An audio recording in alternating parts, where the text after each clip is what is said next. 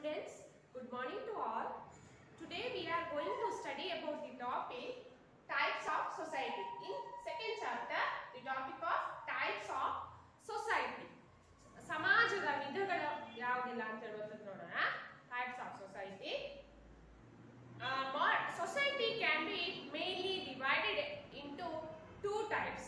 ಸಮಾಜವನ್ನು ಮುಖ್ಯವಾಗಿ ಎರಡು ವಿಭಾಗಗಳಾಗಿ ವರ್ಗೀಕರಿಸಿದ್ದಾರೆ. First one is pre-modern society and modern society. Pre-modern society and modern society is the main types of society. ಆಧುನಿಕ ಪೂರ್ವ ಸಮಾಜ ಅಥವಾ ಪ್ರಾಚೀನ ಸಮಾಜ, pre-modern society and modern society, ಆಧುನಿಕ ಸಮಾಜ ಎಂಬ ಎರಡು ವಿಭಾಗಗಳು. ಆಧುನಿಕ ಪೂರ್ವ ಅಥವಾ ಪ್ರಾಚೀನ ಸಮಾಜ ಮತ್ತು ಆಧುನಿಕ ಸಮಾಜ. In that pre-modern society, society can be subdivided as hunting and food gathering society. ಬೇಟೆಗಾರಿಕೆ ಮತ್ತು ಆಹಾರ ಸಂಗ್ರಹಣೆಯ ಸಮಾಜ ಅಂತ ಹೇಳ್ತೇವೆ ಕನ್ನಡದಲ್ಲಿ. ಸೆಕೆಂಡ್ ಒನ್ ಅಗ್ರೇರಿಯನ್ ಸೊಸೈಟಿ, ಕೃಷಿ ಸಮಾಜ. ಥರ್ಡ್ ಒನ್ ಪ್ಯಾಸ್ಟೋರಲ್ ಸೊಸೈಟಿ, ಪಶುಪಾಲನೆಯ ಸಮಾಜ. ಫೋರ್ತ್ ಒನ್ ಟ್ರೆಡಿಷನಲ್ ಸೊಸೈಟಿ, ಸಾಂಪ್ರದಾಯಿಕ ಸಮಾಜ ಅಥವಾ ನಾಗರಿಕತೆ ಸಮಾಜ ಅಂತ ಹೇಳ್ತೇವೆ. This is the types of pre modern society. And second one modern society, modern world society, ಆಧುನಿಕ ಸಮಾಜ. In that modern world society, society can be subdivided as first world society, ಪ್ರಥಮ ಜಗತ್ತಿನ ಸಮಾಜ. Second one second world society, ದ್ವಿತೀಯ ಜಗತ್ತಿನ ಸಮಾಜ. Third one developing society, ಅಭಿವೃದ್ಧಿ ಸಮಾಜ. Fourth one newly industrialised society, ನೂತನ ಕೈಗಾರಿಕಾ ಸಮಾಜ ಎಂಬ ಆಧುನಿಕ ಸಮಾಜದ ವಿಧಗಳು. ಆಧುನಿಕ ಪೂರ್ವ ಸಮಾಜದ ವಿಧಗಳು ಮತ್ತು ಆಧುನಿಕ ಸಮಾಜದ ವಿಧಗಳು. Okay, these are the types of pre-modern society and these are the types of modern society. Let us study about first type, that is pre-modern society. ಆಧುನಿಕ ಪೂರ್ವ ಸಮಾಜದ ಕುರಿತು ನೋಡೋಣ. In pre-modern society we discussing first society, that is hunting and food gathering society. Hunting and food gathering society, ಬೇಟೆಗಾರಿಕೆ ಮತ್ತು ಆಹಾರ ಸಂಗ್ರಹಣೆಯ ಸಮಾಜ ಎಂಬ ಒಂದು ಸಮಾಜದ ಕುರಿತು ನೋಡೋಣ. This hunting and food gathering society characterized by small number of people gaining their livelihood from hunting, fishing and gathering of edible plants. Characterized by small number of people gaining their livelihood from hunting.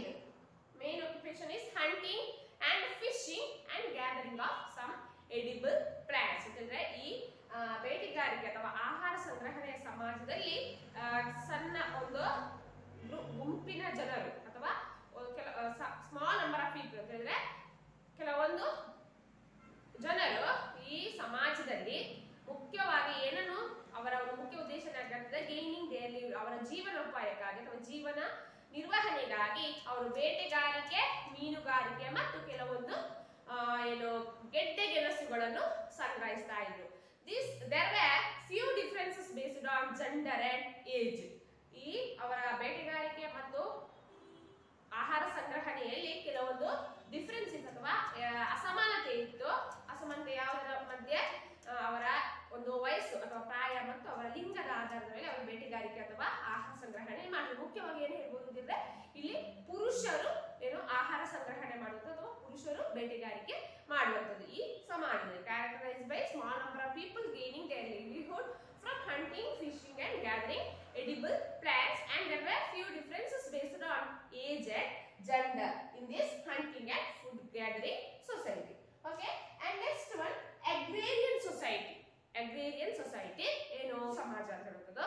Agrarian society based on small rural communities without town or cities, livelihood gained through agriculture, often supplemented by hunting and gathering. ಮುಖ್ಯವಾಗಿ ಅವರ ಒಂದು occupation ಏನಾಗಿತ್ತು ಒಂದು ಜೀವನೋಪಾಯಕ್ಕಾಗಿ ಅವರು ಮಾಡ್ತಾ ಇದ್ದದ್ದು ಏನು ಅಂತ ಹೇಳಿದ್ರೆ ಕೃಷಿಗಾರಿಕೆ, ಕೃಷಿ ಮಾಡುವಂಥದ್ದು. ಕೃಷಿಯಲ್ಲಿ ಅವರು ತಮ್ಮನ್ನು ತಾವು ತೊಡಗಿಸಿಕೊಂಡಿದ್ರು. ಈ ಅಗ್ರೇರಿಯನ್ ಸೊಸೈಟಿಯ ಜನರು ಕೃಷಿಯಲ್ಲಿ ತಮ್ಮನ್ನು ತಾವು ತೊಡಗಿಸಿಕೊಂಡಿದ್ರು ಅಂತ ಹೇಳ್ಬೋದು. ಇಲ್ಲಿ ಮುಖ್ಯವಾಗಿ ಕೃಷಿ ಅಂತ ಬಂದಾಗ ಏನು ಹಳ್ಳಿ ಜನರು ಅಥವಾ ಗ್ರಾಮೀಣ ಪ್ರದೇಶದ ಜನರು ಈ ಕೃಷಿಯಲ್ಲಿ ತೊಡಗಿಸಿಕೊಂಡಿರುವುದು. ಹಳ್ಳಿಯವರ ಅಥವಾ ಗ್ರಾಮೀಣ ಪ್ರದೇಶದ ಮುಖ್ಯ ಒಂದು ವೃತ್ತಿ ಏನಾಗಿತ್ತು, ಕೃಷಿ ಆಗಿತ್ತು ಅಂತ ಹೇಳ್ಬೋದು. Main occupations of rural people is agriculture. So in the agrarian society, people based on small rural societies and also their main occupation is agriculture. Okay, and third one, pastoral society, pashupalana samaja anta heltave. Pastoral society, size of these size of the pastoral society ranges from few hundred people to many thousand, depends on the tending of domesticated animals for their subsistence ಅಂತ ಹೇಳಿದ್ರೆ ಏನು, ಒಂದು ಕೆಲವೊಂದು ಗುಂಪಿನ ಜನರು ಈ ಸಮಾಜದಲ್ಲಿ, ಪಶುಪಾಲನಾ ಸಮಾಜದಲ್ಲಿ ಕೆಲವೊಂದು ಗುಂಪಿನ ಜನರು ಏನ್ ಮಾಡ್ತಾರೆ, ಮುಖ್ಯವಾದಂತಹ ಒಂದು ಜೀವನೋಪಾಯ ಅಥವಾ ಜೀವನ ನಿರ್ವಹಣೆಗಾಗಿ ಇರುವಂತಹ ವೃತ್ತಿ ಏನಾಗಿತ್ತು ಅಥವಾ ಅವರು ಯಾವ್ದ್ರಲ್ಲಿ ತೊಡಗಿಸಿಕೊಂಡಿದ್ರು ಅಂತ ಹೇಳಿದ್ರೆ ಟೆಂಡಿಂಗ್ ಟು ಡೊಮೆಸ್ಟಿಕೇಟೆಡ್ ಎನಿಮಲ್ಸ್, ಅಂದ್ರೆ ಪ್ರಾಣಿಗಳನ್ನು ಸಾಕುವಂಥದ್ದು. Domesticated animals like cow, sheep and goats and also pigs. These are the animals, various animals, domesticated animals for their subsistence. ಅಂದ್ರೆ ಇಲ್ಲಿ ಮುಖ್ಯವಾಗಿ ಪಶುಪಾಲನಾ ಸಮಾಜದಲ್ಲಿ ಜನರು ಪಶುಪಾಲನೆ ಮಾಡುವಂಥದ್ದು. ದನ ಸಾಕಾಣಿಕೆ ಆಗಿರ್ಬೋದು, ಹಂದಿ ಸಾಕಾಣೆ ಆಗಿರ್ಬೋದು, ಕುರಿ ಸಾಕಾಣೆ ಆಗಿರ್ಬೋದು, ಅಥವಾ ಆಡು ಸಾಕುವಂಥದ್ದು, ಇವೆಲ್ಲ ಡೊಮೆಸ್ಟಿಕೇಟೆಡ್ ಎನಿಮಲ್. ಅಂದ್ರೆ ಇದೆಲ್ಲ ಅವರ ಒಂದು ಮುಖ್ಯವಂತ ಏನು ಜೀವನ ನಿರ್ವಹಣೆಗಾಗಿರುವಂತಹ ವೃತ್ತಿ ಅಥವಾ ಕೆಲಸ ಆಗಿತ್ತು ಅಂತ ಹೇಳ್ಬೋದು in the pastoral society.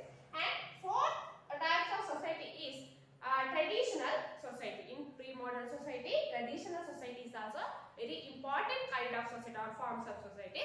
This kind of societies were existed from 6000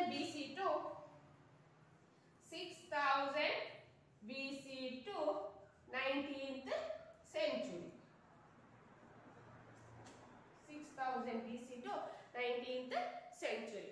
The kind of society or traditional societies were existed from 6000 BC to 19th century, and traditional society were large in size. ಅಂದ್ರೆ ಈ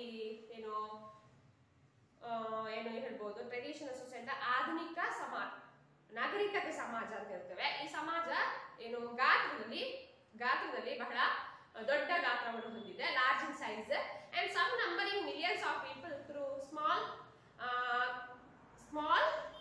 compared with the industrialized society. Their society based on agriculture. ಈ ನಾಗರಿಕ ಸಮಾಜದಲ್ಲಿ ಕೂಡ ಅಥವಾ ಸಾಂಪ್ರದಾಯಿಕ ಸಮಾಜದಲ್ಲಿ ಕೂಡ ಅವರ ಒಂದು ಮುಖ್ಯ ಒಂದು ವೃತ್ತಿ ಏನಾಗಿರ್ತದೆ, ಅವರು ಯಾವುದನ್ನು ಅವಲಂಬಿಸಿದ್ದಾರೆ, ಕೃಷಿಯನ್ನು ಅವಲಂಬಿಸಿರುವಂತಹ ಸಮಾಜ ಅಂತ ಹೇಳ್ಬೋದು. Pre-modern society, hunting and food gathering society, agrarian society, pastoral society, and traditional society. And next we move on to the second types of society or second forms of society, that is modern world society. Modern world society ಅಥವಾ ಆಧುನಿಕ ಸಮಾಜ ಅಂತ ಹೇಳ್ತೀವಿ ಕನ್ನಡದಲ್ಲಿ. In that we discussing first forms of society in modern world society. First world society, ಪ್ರಥಮ ಜಗತ್ತಿನ ಸಮಾಜ ಅಂತ ಹೇಳುವಂಥದ್ದು. This first world society which existed since 16th century to the present. First world society existed in 16th century to the present, and first world societies are based on industrial production and generally free enterprises. ಅಂದ್ರೆ ಪ್ರಥಮ ಜಗತ್ತಿನ ಸಮಾಜ ಯಾವುದನ್ನು ಅವಲಂಬಿತವಾಗಿರುತ್ತದೆ, industrial production ಅಂದ್ರೆ ಕೈಗಾರಿಕಾ ಉತ್ಪಾದನೆ, production ಅಥವಾ ಕೈಗಾರಿಕಾ ಉತ್ಪನ್ನವನ್ನು ಅವಲಂಬಿಸಿರುತ್ತದೆ. Majority of the people live in towns and cities. A few work in rural agricultural persist. ಅಂತ ಹೇಳಿದ್ರೆ ಈ ಹೆಚ್ಚಿನ ಜನರು ಈ ಸಮಾಜದಲ್ಲಿ, ಪ್ರಥಮ ಜಗತ್ತಿನ ಸಮಾಜದಲ್ಲಿರುವಂತಹ ಹೆಚ್ಚಿನ ಜನರು ಇಲ್ಲಿ ನಗರ ಅಥವಾ ಪಟ್ಟಣ ಪ್ರದೇಶದಲ್ಲಿ ಜೀವನ ಮಾಡ್ತಾರೆ ಅಥವಾ ವಾಸವನ್ನು ಮಾಡ್ತಾ ಇದ್ದಾರೆ. ಕೆಲವೊಂದು ಜನರು ಇಲ್ಲಿ ಈ ರೂರಲ್ ಸೊಸೈಟಿಯಲ್ಲಿ ಅಥವಾ ಗ್ರಾಮೀಣ ಪ್ರದೇಶದಲ್ಲಿ ವಾಸಿಸುತ್ತಾ ಕೃಷಿಯನ್ನು ಅವಲಂಬಿಸಿರ್ತಾರೆ ಅಂತ ಹೇಳ್ಬೋದು ಈ ಪ್ರಥಮ ಜಗತ್ತಿನ ಸಮಾಜದಲ್ಲಿ. ಅತ್ಯಂತ ಹೆಚ್ಚಿನ ಜನರು ವಾಸ ಮಾಡ್ತಾ ಇರುವಂತದ್ದು ಇಲ್ಲಿ ಸಿಟಿ ಏರಿಯಾದಲ್ಲಿ, ಪಟ್ಟಣ ಪ್ರದೇಶದಲ್ಲಿ. There were majority class inequalities through less pronounced than the traditional society. There were majority class inequalities or ಅಸಮಾನತೆ ಅಂತ ಹೇಳ್ತೇವೆ, inequalities through less pronounced than the traditional societies. And second, and we find first world society in some western countries like Japan, Australia and New Zealand. Japan, Australia ಮತ್ತು New Zealand ರಾಷ್ಟ್ರಗಳಲ್ಲಿ ನಾವು ಈ ಪ್ರಥಮ ಜಗತ್ತಿನ ಸಮಾಜ ಎಂಬ ವಿಧದ ಸಮಾಜವನ್ನು ಕಾಣಬಹುದು ಅಂತ ಹೇಳ್ಬೋದು. We find a first world society in some western countries like Japan, Australia and New Zealand. And second one is second world society, ದ್ವಿತೀಯ ಜಗತ್ತಿನ ಸಮಾಜ ಅಂತ ಹೇಳ್ತೇವೆ. The second world society is period of existence in early 20th century to 1990s. 20th century to 1990. In this, based on industry, but the economic system is centrally planned. ಈ ಸಮಾಜದಲ್ಲಿ ಮುಖ್ಯವಾಗಿ ಯಾವುದನ್ನು ಜನರು ಯಾವುದರ ಮೇಲೆ ಅವಲಂಬಿತರಾಗಿರ್ತಾರೆ, ಕೈಗಾರಿಕೆಯ ಮೇಲೆ, ಕೈಗಾರಿಕಾ ಒಂದು ಸಮಾಜ ಅಥವಾ ಕೈಗಾರಿಕೆಯ ಮೇಲೆ ಅವರು ಏನು ಅವಲಂಬಿತರಾಗಿರ್ತಾರೆ, industry or factory system. But the economic system is centrally planned. ಅವರ ಆರ್ಥಿಕ ವ್ಯವಸ್ಥೆ ಅಂತ ಹೇಳುವುದು ಬಹಳ ಯೋಜಿತವಾಗಿರ್ತದೆ ಅಂತ ಹೇಳ್ಬೋದು. Small proportion of the population work in agricultural society or small proportion of the population work in agriculture and most live in town or cities. ಈ ಸಮಾಜದಲ್ಲಿ, ದ್ವಿತೀಯ ಜಗತ್ತಿನ ಸಮಾಜದಲ್ಲಿ ಕೆಲವೊಂದು ಜನರು ಮಾತ್ರ ಏನು ಇಲ್ಲಿ ಗ್ರಾಮೀಣ ಪ್ರದೇಶದಲ್ಲಿ ಇದ್ದುಕೊಂಡು ಕೃಷಿಯನ್ನು ಅವಲಂಬಿಸುತ್ತಾರೆ ಅಥವಾ ಕೃಷಿಯಲ್ಲಿ ತಮ್ಮನ್ನು ತಾವು ತೊಡಗಿಸಿಕೊಂಡಿದ್ದಾರೆ. ಮತ್ತೆ ಹೆಚ್ಚಿನ ಜನರು ಏನು ಪಟ್ಟಣದಲ್ಲಿ ಅಥವಾ ನಗರ ಪ್ರದೇಶದಲ್ಲಿ ವಾಸ ಮಾಡ್ತಾ ಇದ್ದಾರೆ ಈ ದ್ವಿತೀಯ ಜಗತ್ತಿನ ಸಮಾಜದಲ್ಲಿ ಅಂತ ನೋಡ್ಬೋದು. ನೆಕ್ಸ್ಟ್ ಒನ್ ಡೆವಲಪಿಂಗ್ ಸೊಸೈಟಿ, ಅಭಿವೃದ್ಧಿಗೊಳ್ಳುತ್ತಿರುವ ರಾಷ್ಟ್ರಗಳು, ಪ್ರಗತಿಶೀಲ ರಾಷ್ಟ್ರಗಳು ಅಂತ ಹೇಳ್ತೇವೆ. These developing societies existed from 18th to present day. 18th century to present day. ಇದು ಈ ಅಭಿವೃದ್ಧಿಶೀಲ ರಾಷ್ಟ್ರಗಳು ಅನ್ನುವುದು 18ನೇ ಶತಮಾನದಿಂದ ಈಗ ಕೂಡ ನಾವು ಪ್ರಸಕ್ತವಾಗಿ ಕೂಡ ನೋಡಬಹುದು. Majority of population work in agricultural and using traditional methods of production. ಹೆಚ್ಚಿನ ಜನರು ಇಲ್ಲಿ ಈ ಸಮಾಜದಲ್ಲಿ ಹೆಚ್ಚಿನ ಜನರು ಕೃಷಿಯನ್ನು ಅವಲಂಬಿಸಿರ್ತಾರೆ. ಮಾತ್ರ ಅಲ್ಲದೆ ಟ್ರೆಡಿಷನಲ್ ಮೆಥಡ್ ಆಫ್ ಪ್ರೊಡಕ್ಷನ್, ಅದರಲ್ಲಿ ಏನು ಆ ಒಂದು ಕೃಷಿಯಲ್ಲಿ ಕೆಲವೊಂದು ಟ್ರೆಡಿಷನಲ್ ಮೆಥಡ್ಸ್ ಅನ್ನು ಬಳಸ್ತಾರೆ ಅಥವಾ ಏನು ಹೇಳ್ಬೋದು, ಕೆಲವೊಂದು ಸಾಂಪ್ರದಾಯಿಕ ಪ್ರಕಾರಗಳು ಅಥವಾ ಸಾಂಪ್ರದಾಯಿಕ ಮೆಥಡ್ಸ್ ಅಂತ ಹೇಳ್ಬೋದು, ಮೆಥಡ್ಸ್ ಅನ್ನು ಬಳಸ್ತಾರೆ. Some have free enterprise system while others are planned distinct political committees and some nation like China, India and most African and South African nations. Some have free enterprise system. Some people have some free enterprise system while others are planned distinct political communities.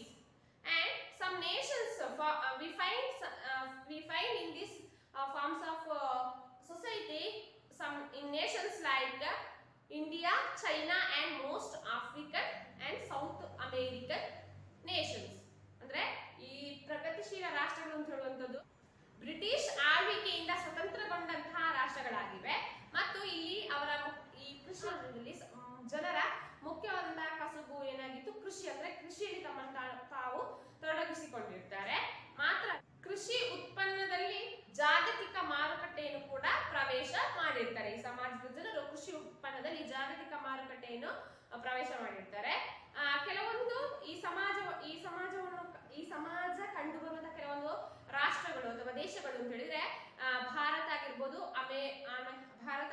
China ಆಗಿರ್ಬೋದು ಮತ್ತು ಕೆಲವೊಂದು Africa ಮತ್ತು ದಕ್ಷಿಣ ಅಮೆರಿಕಾದ ಕೆಲವೊಂದು ರಾಷ್ಟ್ರಗಳು ಈ ಅಭಿವೃದ್ಧಿಶೀಲ ರಾಷ್ಟ್ರಗಳ ಅಥವಾ ಅಭಿವೃದ್ಧಿಶೀಲ ಸಮಾಜದ ರಾಷ್ಟ್ರಗಳು ಅಥವಾ ಈ ರಾಷ್ಟ್ರಗಳಲ್ಲಿ ಅಭಿವೃದ್ಧಿಶೀಲ ಸಮಾಜವನ್ನು ಕಾಣಬಹುದು ಅಂತ ಹೇಳ್ಬೋದು. Next last one, newly industrialised society, ನೂತನ ಕೈಗಾರಿಕಾ ಸಮಾಜ ಅಂತ ಹೇಳುವಂಥದ್ದು newly industrialised society. It existence ಇನ್ 19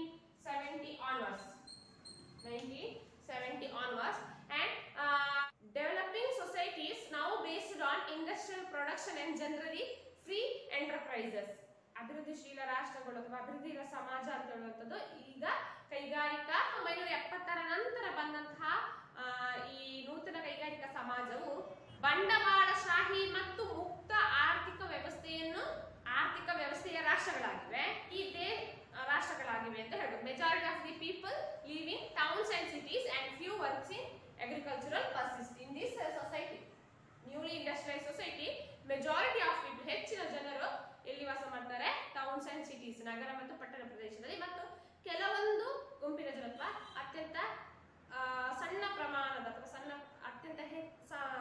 ಅತ್ಯಂತ ಕೆಲವು ಸಂಖ್ಯೆಯ ಜನರು ಇಲ್ಲಿ ಅಗ್ರಿಕಲ್ಚರಲ್ ಪರ್ಸಿಸ್ಟ್ ಅಂದ್ರೆ ಕೃಷಿಯನ್ನು ಅವಲಂಬಿಸಿಕೊಂಡು ಗ್ರಾಮೀಣ ಪ್ರದೇಶದಲ್ಲಿ ವಾಸ ಮಾಡ್ತಾರೆ ಅಂತ ಹೇಳ್ಬೋದು. This is all are the forms of societies, both pre-modern and modern societies.